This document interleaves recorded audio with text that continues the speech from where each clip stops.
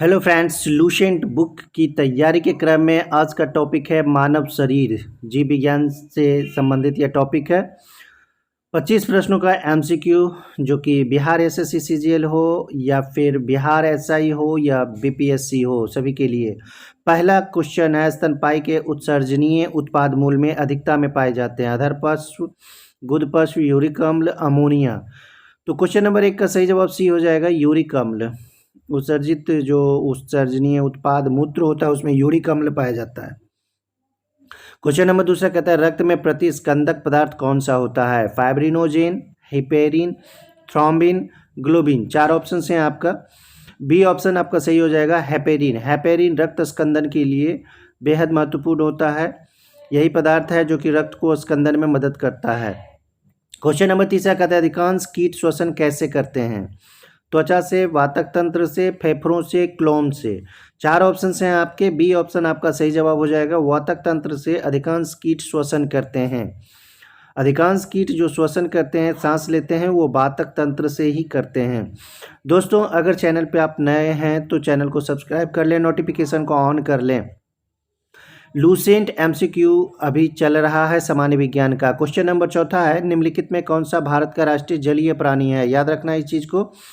पहला ऑप्शन है खारे पानी का मगर, ऑलिव रिडले टर्टल, कुर्म, गंगा की डॉल्फिन या फिर घड़ियाल। ये 4 ऑप्शन हैं आपके। तो सी ऑप्शन आपका सही हो जाएगा, गंगा की डॉल्फिन।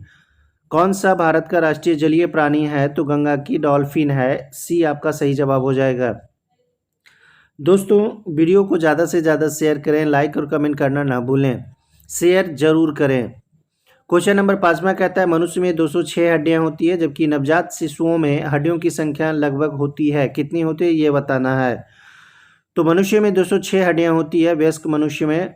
जबकि शिशु, अगर नवजात शिशु है तो उसमें लगभग 300 हड्डियां होती है। याद रखना इस चीज़ को, 300 हड्डियां होती है। क्वेश्चन नंबर 5 का सही जवाब सी हो जाएगा। दोस्तों, शेयर अधिक से अधिक करें, ज़्यादा से ज़्यादा शेयर करें, ज़्यादा से ज़्यादा लोगों तक पहुंचाएं। क्वेश्चन नंबर 6 कहता है, मनुष्य की खोपड़ी में कितनी अस्थियां होती है? अस्थियां, हड्डी की बात हो रही है, तो मनुष्य की खोपड़ी में कितनी हड्डियां होती है या अस्थियां होती है? ऑप्शन आप यहाँ पे देख लें। A B 8, B 30, C 10, D 12। Answer होगा ए 8। मनुष्य की खोपड़ी में कितनी अस्थियां होती है? तो अस्थियों की संख्या 8 होती है। याद रखना है इस चीज़ को, मनुष्य की खोपड़ी में 8 अस्थियां होती है या पाई जाती है। क्वेश्चन नंबर 7 देखेंगे, मनुष्य के शरीर में पसलियों के कितने जोड़े होते हैं? याद रखना है, जोड़ा बताना है। ऑप्शंस यहाँ पे देखें, 12, 10, 14 और 11। क्वेश्चन नंबर 7 का सही जवाब हो जाएगा ए 12। पसलियों के कितने जोड़े होते हैं? तो 12। टोटल पसली 24 होते हैं और जोड़ा की अगर बात हो तो 12 हो जाएगा इसका सही जवाब। तो 7 का सही जवाब 12 होगा, ए। मनुष्य में पसलियों की संख्या 12 जोड़ी। 8वां क्वेश्चन कहता है, टिबिया नामक हड्डी किसमें पाई जाती है? ये बताना है। टिबिया नामक हड्डी खोपड़ी में, टांग में, भुजा में या फिर मुंह में। तो 4 ऑप्शन हैं आपके। बी ऑप्शन आपका सही जवाब हो जाएगा। टिबिया नामक हड्डी जो पाई जाती है वो टांग की हड्डी होती है। तो बी आपका सही जवाब हो जाएगा।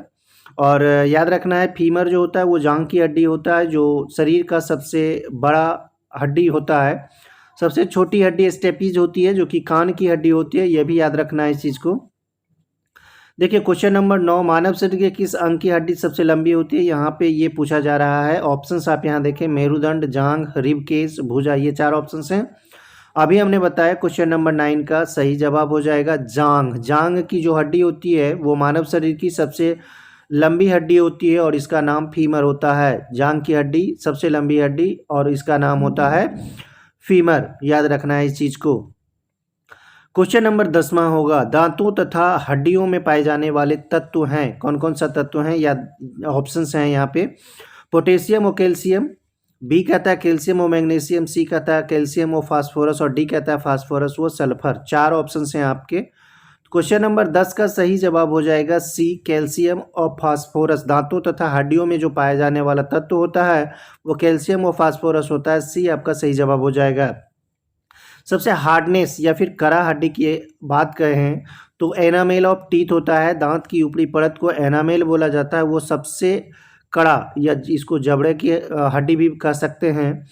क्वेश्चन नंबर 10 का सही जवाब सी हो जाएगा। 11 देखेंगे, वृद्धावस्था में मनुष्य की हड्डियां क्यों कमजोर हो जाती है। ऑप्शंस को बार बार देखें, क्वेश्चन को पढ़ें।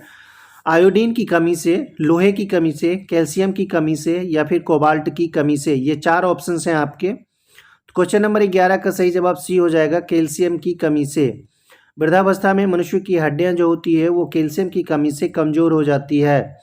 क्वेश्चन का सही जवाब सी होगा। 12 देखें, अस्थि में कौन सा लवण सर्वाधिक मात्रा में होता है।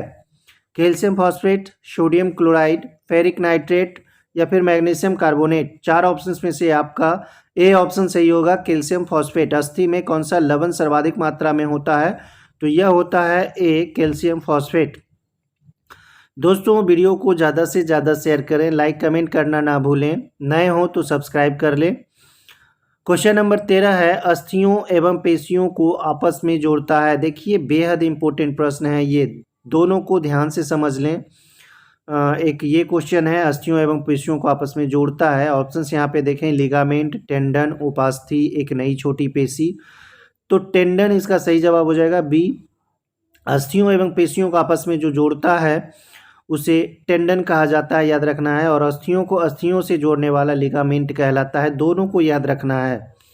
क्वेश्चन नंबर 14 कहता है, मनुष्य में पाचन का अधिकांश भाग किस अंग में संपन्न होता है।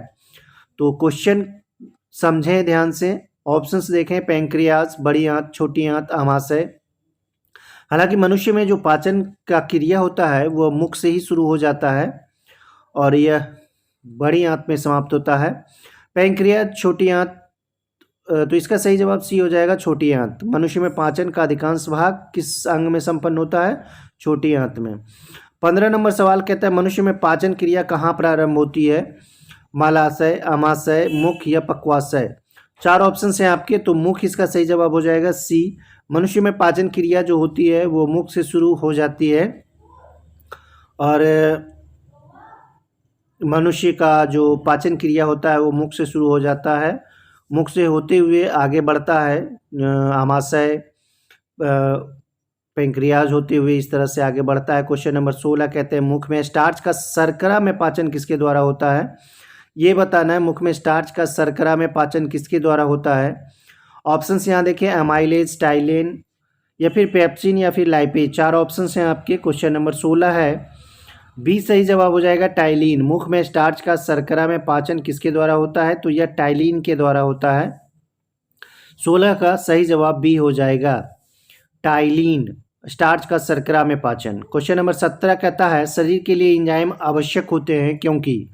शरीर के लिए एंजाइम आवश्यक होते हैं क्योंकि ये शरीर के लिए ऊर्जा प्रदान करते हैं, ये तंत्रिका क्रियाओं को नियंत्रित करते हैं, ये शरीर के रचनात्मक भाग हैं, ये जीव रासायनिक क्रियाओं के उत्प्रेरक हैं। 4 ऑप्शन हैं आपके, डी आपका सही जवाब हो जाएगा, ये जीव रासायनिक क्रियाओं के उत्प्रेरक हैं। एंजाइम का क्या काम है, रासायनिक क्रियाओं को उत्प्रेरण का काम करता है एंजाइम्स, याद रखना है इस चीज़ को।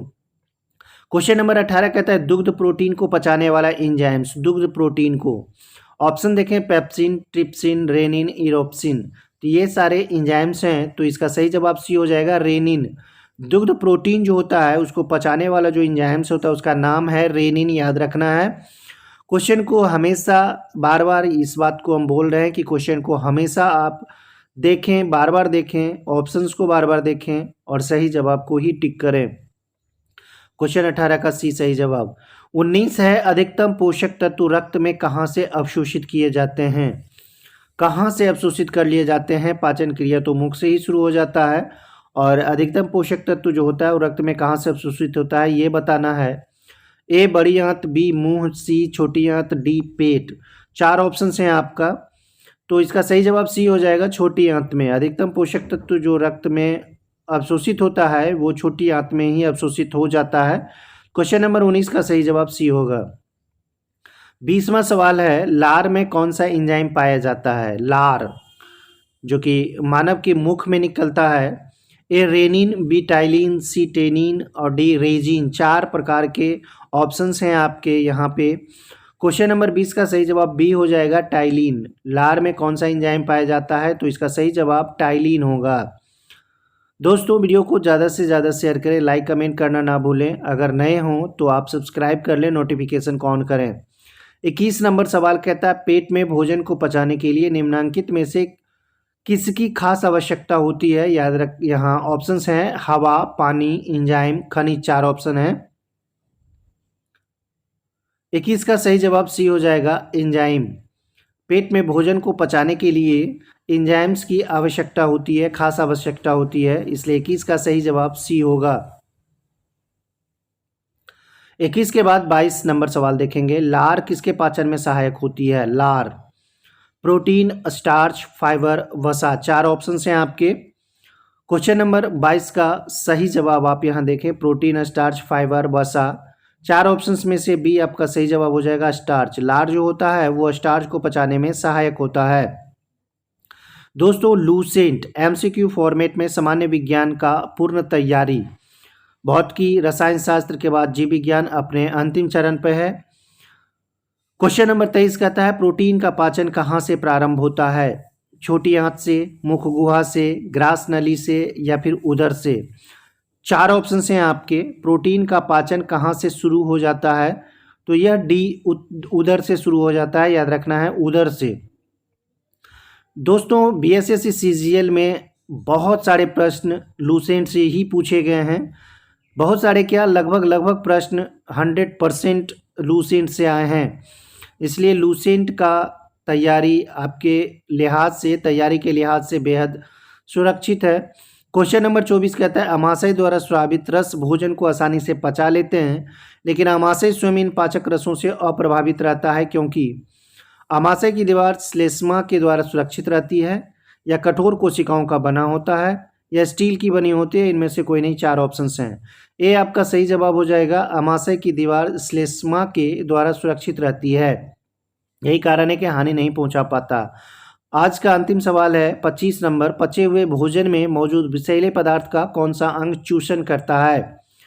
पचे हुए भोजन में मौजूद विषैले पदार्थों का कौन सा अंग चूषण करता है? ऑप्शंस यहाँ देखें, अमाशय है, अग्नाशय है, वृक्क है या फिर यकृत है। 4 ऑप्शंस हैं आपका। तो डी सही जवाब हो जाएगा, यकृत। पचे हुए भोजन में मौजूद विषैले पदार्थ का कौन सा अंग चूषण करता है? तो यकृत है। प्लेलिस्ट में लूसेंट बुक देखना ना भूलें, सारे सेट वहीं पे उपलब्ध हैं। अंत तक देखने के लिए आप सबों का धन्यवाद।